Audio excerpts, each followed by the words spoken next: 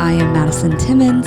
I'm Chris Susie. And we're paranormal specialists who live in the most haunted city on earth, Savannah, Georgia. Every day is Halloween in our line of work, so join us as we spin true tales of haunts, murders, and disturbing Savannah history.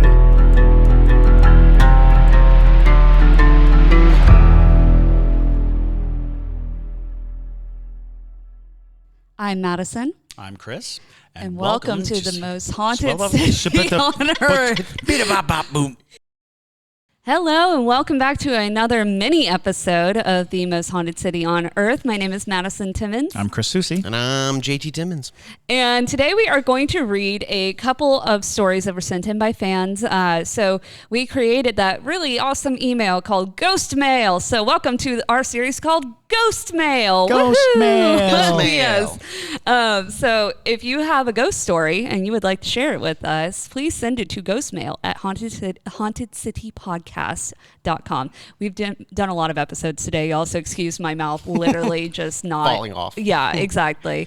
But yeah, we have a few that we're going to go through.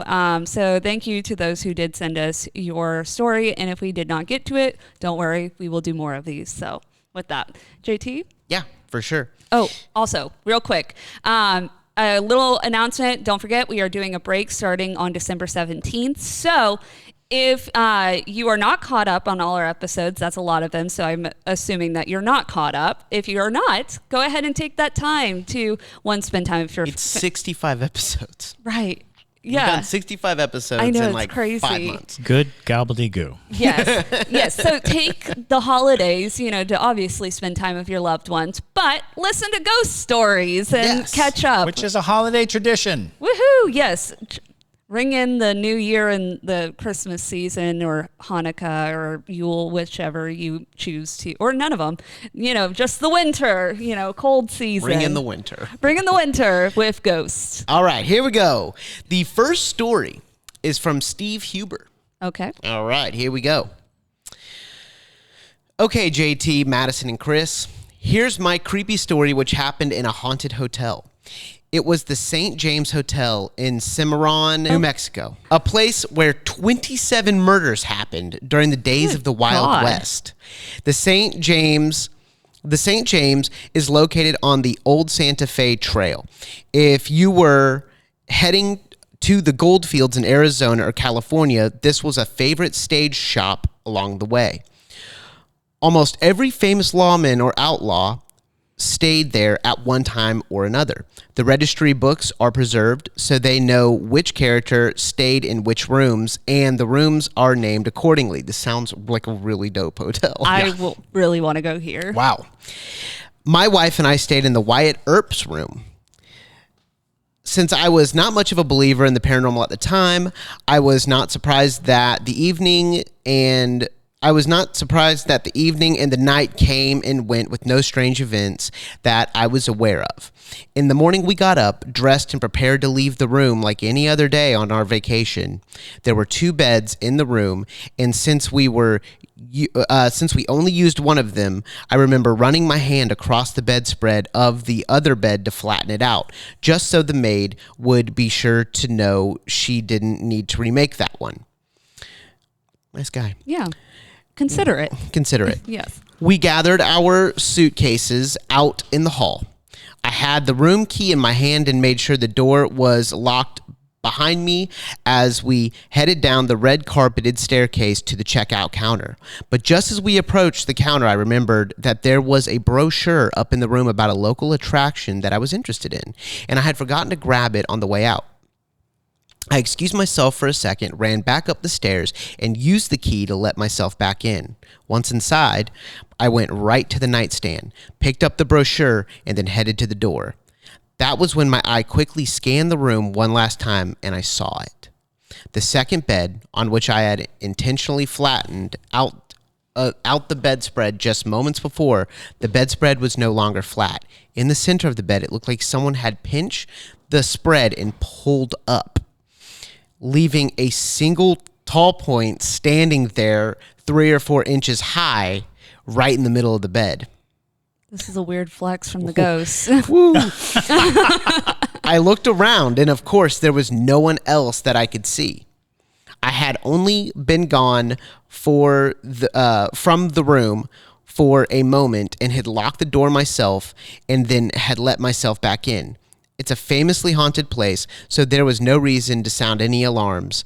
I went back down the stairs to check out and have been a believer in the paranormal ever since. Steve, Marble Falls, Texas. That's amazing. Yeah. And that's a great story, That was though. awesome. And that's a location on our checklist. I actually think I am familiar with this hotel, probably from a ghost hunting television show. I used to watch all of them Yeah. at one time or another. But that's amazing. That's solid. That's cool. I can just only imagine the ghost, like, saying to itself, like, oh, they couldn't have bought better sheets. Like, like the thread count is horrible. Like, that's just what I imagine. Because I'm like, why would a ghost, maybe this is just me thinking too much into things, but I'm like, why would a ghost pinch and pull up a sheet like that? Like, that's so specific. Like, it's like trying to like lift the covers off or something. It might have been just in pure defiance of him smoothing it out. Yeah, I Oh, think yeah. that's just- exactly What it. a brat. I'm like, Just being antagonistic to a person who's like, I'm going to smooth this out. Oh, yeah, well, yeah. Yeah. I'm like, what are Love you, that. 3? Or maybe the ghost has a crush on the housekeeper and just wants them to be in there a little longer. I'd be like, you're rude. You're not funny. paying her bills. I So therefore, you don't get to mess up that bed. See, I have a very different relationship with ghosts, and I will be like, that's annoying. That's really That's annoying. Being annoying. You're being annoying. And so, Right. To the people who don't have a lot of experience, it's like, this is amazing. And to Madison, it's like, that is annoying.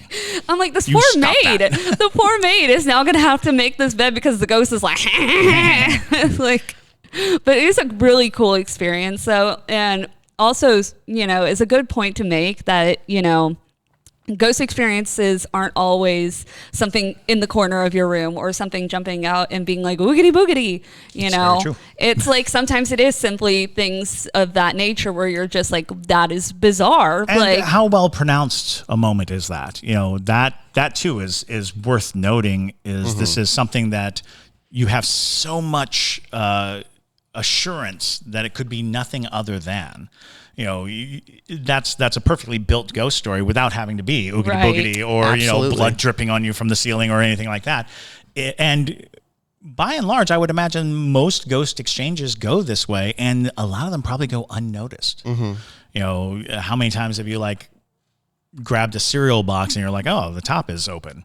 right. I'm gonna ask Steve if he took a photo of it, because It doesn't sound like he It- did, yeah. but I mean, he may No. have. yeah, Yeah. for But sure. really, a good question for Steven is, what has this led you to? Right. Have you done more haunted things since then? Have you gone to Yeah. those haunted attractions? Have you looked up, ghosts in your area? Well, he listens to us. Right. Well, he listens to us, so that's a good start. Yeah. It's just like, what I can't get past is that all those people were murdered in this hotel, and that's not 27. that's not the key point The here. Wild West, people forget. For all the stories of the Wild West, it was a very short period of time. All the people that you've ever heard about dying in the Wild West, it was only like 5 solid years. Yeah. And that compounds because it was a lawless time. It was a time when, the faster you were on the draw, the better you were. And you didn't live long. You take Billy the Kid as a perfect example. Yeah, sure. I think he was responsible for probably 27 deaths all on his own. Right. Just going around shooting people. But he also died very young. So, that the way that the stories come about is there was a time when people settled all disputes by shooting each other. So, I think that probably has a lot to do with it. But that's supposing that all 27 happened during the Wild West. It's possible that's just simply from the mid 1800s to present day. People have been murdered in this hotel. So, Well, I mean, put that on the travel brochure. right. I know. I mean, even when you compare it to the Cecil Hotel, that's anytime you have a place that's been the final I should say, like the final moments of a person's life, that's where they were, you're going to have some bizarre activity. Sure, absolutely. And I wouldn't be surprised to hear that there's even crazier things that have happened in that hotel paranormally. Because look at like the Cecil Hotel with that woman who like ended up in the water tank or whatever. That's so bizarre. You know, I wouldn't be surprised that things like that also happen at a place like this. You know, when you have that many, especially when you start talking about how small a place this is, because it's small enough for us to not really recognize the name of the town off the top of our head. You know, it's obviously small enough to suggest that the concentration, you know, just like per capita, that's a lot. You know? Yeah, that's a lot of murder. For sure. But all right, we are moving on to another story that thank you, Steve, by the way. That was an awesome story. It was. I forgot to cap that. Dylan Cassell sent in a story. Hey, it's Dylan with my story in a smiley face. Yeah. Awesome. All right. So let me start from the beginning. I grew up in a town in central Indiana. When I was about 13 or 14, my dad got a job and moved the family to Brussels, Belgium. Oh, that sounds fun. Yeah, that does sound fun. Naturally, Europe has a much older history than the United States, and with it, I'm going to go ahead and say a lot of hauntings. After a week-long trip to find a house, my mom, dad, and I packed our bags, headed across the ocean, and settled into a house that was built in the mid-1800s. We had 3 stories as well as a basement, and I was ecstatic to have an entire story to myself, the attic essentially. I did notice the room I chose was consistently much colder than the rest of the house, which made no sense to me, seeing as the radiator felt extremely hot, and I thought heat was supposed to rise, but I didn't. But I didn't think about it, and I would just layer up and deal with it. After a little bit of time, I started waking up the middle of the night paralyzed, seeing a dark figure standing in the corner of the room, staring in my direction. This actually wasn't the first or scariest time I had experienced this, and I was very skeptical to call it supernatural. The first time I had sleep paralysis was literally 7 days after I had watched The Ring as an 11-year-old. Oh, honey. Goodness gracious. And the hallucination that accompanied that night was of Samara climbing out of the freaking TV and crawling up to my face, allowing me to accept imminent death only to wake up out of it extremely spooked and not knowing what to make of it. But this time the figure just stared at me. It looked like it was wearing a robe with the hood pulled over its head. And it happened every single night. This really isn't an exaggeration. It happened without fail every night I slept in that room. And whenever I would sleep in the guest room or hijack my sister's room because she was in college, I didn't have the sleep paralysis and slept through the night. Mm. Whoa. Over time, it seemed like these episodes became stronger and lasted longer. I figured out that I could move my head back and forth if I really focused and used all my effort, and this normally broke the paralysis. All right, that's a good tip. Right. However, after time, I would break myself out of it, and I would almost feel something drag me back down. When this began to happen, it terrified me, and I would close my eyes. With my eyes closed, it would feel like something was throwing me all over the room, and then it would slam me back down on my bed, and I would shoot up awake, just feeling it still looking at me from the corner of the room. That's frightening. That's very scary. Okay. This continued for years, and it was always the same, except for one night. One night, like normal, I was experiencing an episode of sleep paralysis. But instead of staying in the corner of my room where it normally watched me, it began approaching me. My heart was racing. It had never actually moved closer to me, even though sometimes it did feel like I was being thrown around the room. As it got right next to me, it transformed into a classmate I found attractive, and literally, I am not joking, got on top of me and made me orgasm. As soon as I did, I broke out of the paralysis and realized that, I really think that just happened. And I really did think the ghost had... That's a succubus straight up. Yep. I really did think a ghost had done that. And I thought after that, maybe it got what it was looking for and was done with me, but no. We ended up living in that house for close to 5 years, and the episodes continued until my dad moved our family to the U.S. To Tennessee, of all places. Once out of that house, I no longer experienced those episodes, and I never saw that cloaked figure again. However, in the next room, I did wake up one night with full range of motion, no sleep paralysis, staring at a translucent bluish gray older man. Oh, God.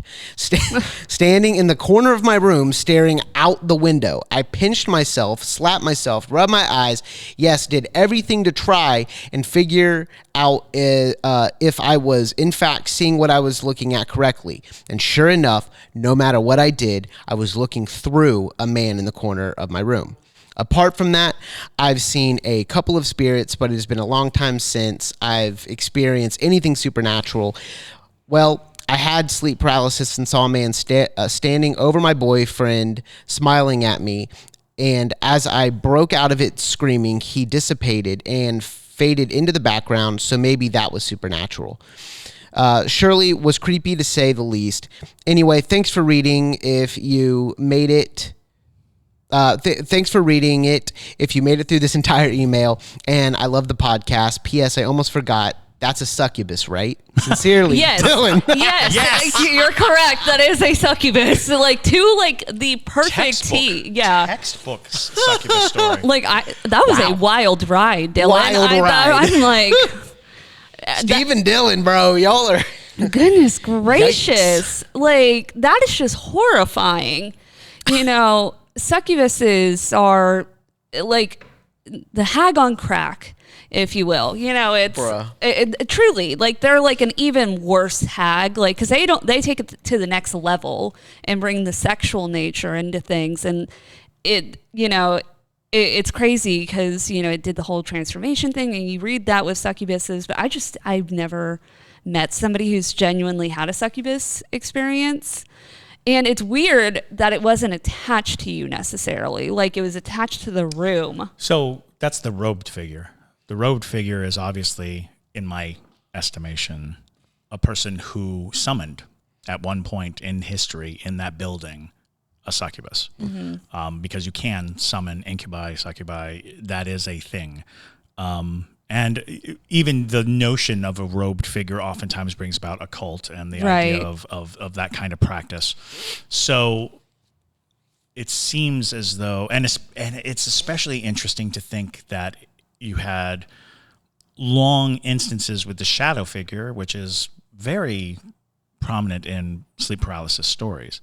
But to have that figure on one night step forward, assume a form that you find pleasing, right, and then and ride you, as is typical of succubi stories, incubus stories. That's so you can literally find paintings of the demons sitting on top of people, because that is how they operate, or by legend and lore. And a lot of people will be like, well, that's a sleep paralysis notion. That is something that is kicking around in your brain. But man, that's solid. Could it be that he's just extremely sensitive? Like Dylan's just extremely sensitive to this, to the paranormal, and he just so lived in location specific. Right. Is the difference in it all, is the fact that if he left upon leaving the location, the experience wasn't there. Sure. Right. That bridges the gap of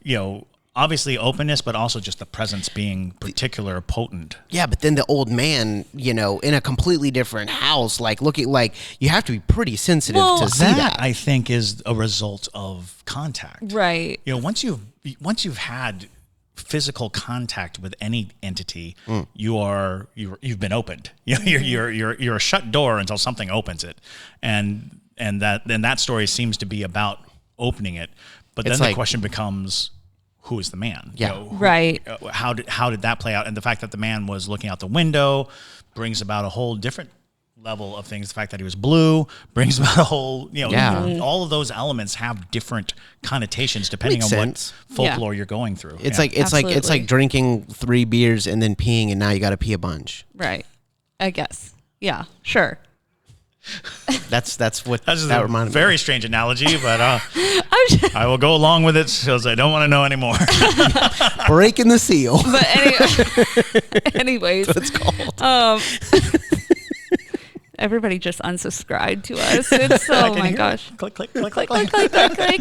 But anyways, yeah, I don't think it was necessarily like the succubus like situation. I don't think it was because Dylan was any particularly or like super, susceptible to it necessarily. Mm-hmm.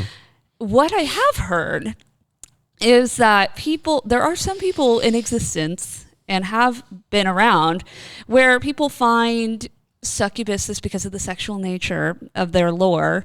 They find them almost like a fantasy. Like there have been people in history who wanted to have that type of relationship with the succubus. It's the same type of people that are like, I have intercourse with the ghosts of my house or whatever. It's the same logic there.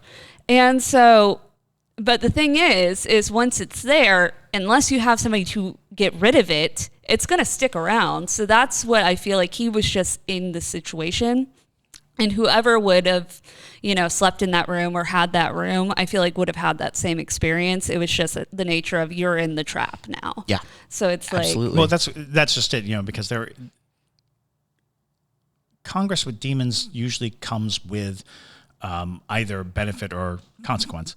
And in certain situations, what you exchange with a demon, whether it be blood or, sexual energy or whatever, benefits you in some way.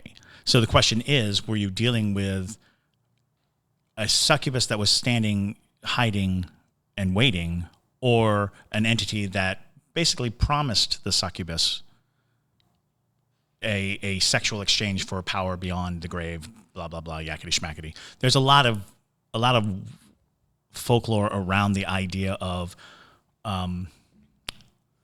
like one of the scariest things I've ever heard is the notion that someone can sell your soul. Like someone else could actually create a contract that forfeits your soul. And this is usually done by parents to children. Like the parent of a child can sell the child's soul. And you hear stories about that, and it's like, that's diabolical. That's really dark. Yeah. But there are other ways to do it, such as promising your physical body to a succubus and benefiting from that Congress rather than having to do it yourself. Sure. Those kinds of things, story-wise. And again, these are like classic folklore stories. These are like, and Dylan's story is a textbook succubus story. It really is. It's like, oh, whoa. He even identified it at the end. He was like, P.S., that's a succubus, right? Yes. Yeah, you are correct. And so, because if you Google, like, what do succubi do? That's what they do. But they don't follow you though. You got to be in their territory. Yeah. Yeah. I mean, you could be cursed with a succubi. I mean, conceptually, that is a succubus attaching to you, but for the most part, it's kind of like the hag in a lot of ways. Right. It's an opportunistic demon. Mm-hmm. Yeah, it's weird. That's worthy of a deep dive too. Is succubi, incubi, the nature of connective forces, because generally a succubus is considered just a demon, which is a straight up sex demon. That's what it does. That's who it is. But there is a lot of lore around them and what they want and what you lose, by connection. So. And then going past the succubus, I thought that the old man staring out the window was way scarier personally. But that's just your type of horror. That's my type of horror. Like I was picturing like this old, thin, translucent, bluish gray man like looking out the window, almost longing for something, and it was like sad and frightening image. Like I liked it. I thought I almost want to put that in a movie. I didn't find that scary because I didn't picture the same thing. So it's well, worth noting, blue. The color blue in ghosts. When you see a blue spirit, oftentimes that means something has ensnared or entrapped the spirit. It is the color of slavery for a ghost.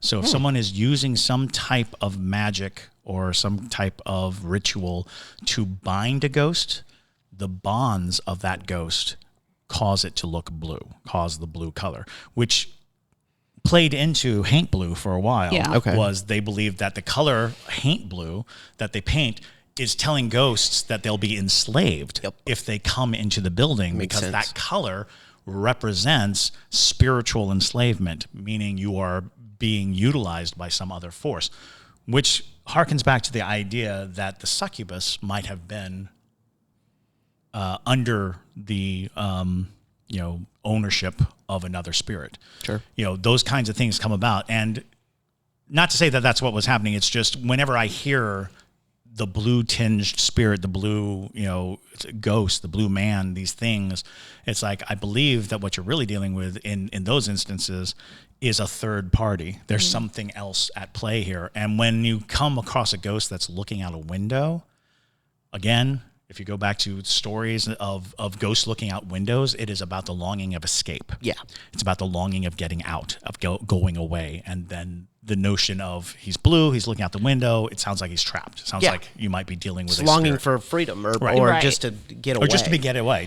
They're trapped in the building for it's a lot more reason. sad than scary now. Well, Thanks, Chris. well, because JT has always said that what he thinks is the most fun with a horror movie is like having a thin, wrinkly, naked person in the corner of your room. Like that's what he thinks creepy. is the scariest. Or staring at you through a window. Right. Well, Jinhee had an experience where she was convinced, like late at night, she lived in like an efficiency where her bedroom, there was an opening, and then it was like the dining room kitchen area. She had an experience where she was coming home, so bedroom, living room, kitchen. She comes home and she just out of the corner of her eyes believes she sees the flank, butt, thigh, and leg of somebody naked scurrying like a rat in the kitchen. No. And I was like, that was one of the scariest things I've ever heard. Like, that's frightening. What? And then she was like, there was nobody in the house. We should have Jinhee but on. she just had that moment of, Yeah. I was like, oh my God. We should have Jinhee on. Yeah, absolutely. Like she's the bomb. All right. And then the last, thank you so much, Dylan. That was absolutely frightening. Yeah. Enthralling. Enthralling. Enthralling. I mean, a couple great, ghost stories. That was great. Write us some more if you have them. All right. And we have our last one, which is from Ann Ellis. She recently became a pair junkie. Yay. Yep. And she sent in photos and a video. Ooh. Dope. Yep. So I will show you the photos and I'll read you what it says. Took this pic around 3. Oh, by the way, this is at the 1790. Oh, okay. Took this pic around 3 a.m. and captured white mist, and about 20 seconds later saw a large transparent yellowish orb the size of a dinner plate crossing slowly in front of the bed. I was deeply touched by it, unable to get a picture. I felt very sad as I knew Anna was present and in pain. This is from Anna's room at the 1790. 204. Yep. Yep. Present and in pain. Would love for you to investigate. I am so impressed by y'all and am a new parajunkie. This was taken October 16th this year. Thanks, Ann. Yeah. All right, and I'm going to show y'all the photos. Here you go. And again, real quick, I just want to take a quick break to send us your ghost stories. We will read them on this podcast, and we have a great time doing it. All right. That's true. Yep. Ghostmail at hauntedcitypodcast.com. That bed and breakfast is woefully haunted. and I've done investigations in 204. Well, that doll is awful looking. Yes. Goodness gracious. Why would they put that in there? I'd be like, absolutely not. You can take that back. It's creepy. So what is the mist? Well, mist is pretty common with any kind of, paranormal activity because it's kind of just like the essence of a spirit, if you will. So like it's like the very last bit of a spirit before they kind of wither away, essentially. Yeah, I always talk about how the 3 levels of a spirit, the apparition, the shadow, the mist. With a mist, you're generally at the end. There is no coming back from being a mist. However, where a mist is oftentimes so highly charged with supernatural energy that that other spirits can. It's almost like an indicator, right? That it's kind of the story of orbs. When people talk about orbs, it's a condition of the environment. So a mist basically says that something lingering is present.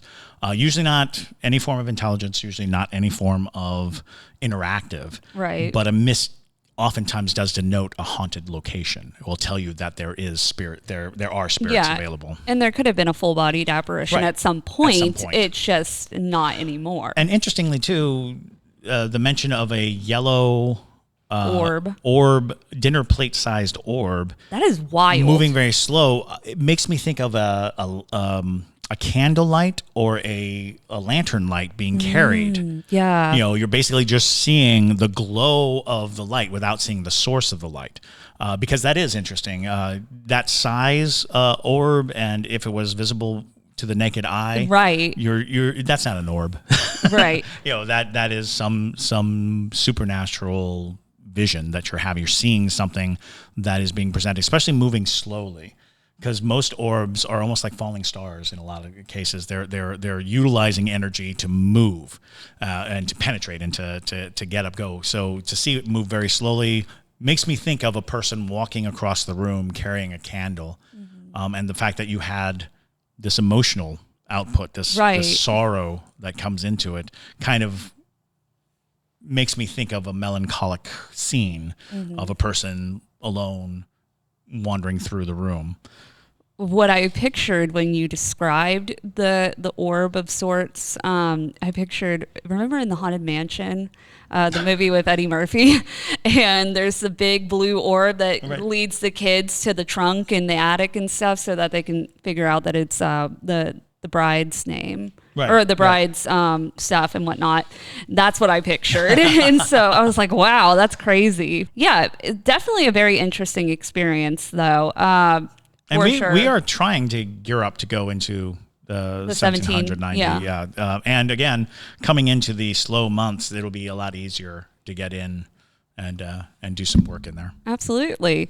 But yeah, thank you guys so much for sending us your stories and your photos and things like that. That's always really awesome to see and hear. And we love seeing and hearing ghost stories, obviously. So if you have one, please send it to us and we will read it. But that is going to be it for this episode. Thank you guys again for listening. Also, make sure to follow us on all social media platforms under Haunted City Podcast, as well as go check out our blog posts to read more ghostly things and our opinions if you want to hear more of them. You can find it on hauntedcitypodcast.com, which is also where our merch is if you're looking for that. And then also Patreon. If you're looking to get even more content, you can find it on Patreon. So with that, though, my name is Madison Timmons. I'm Chris Soucy. And stay spooky, y'all.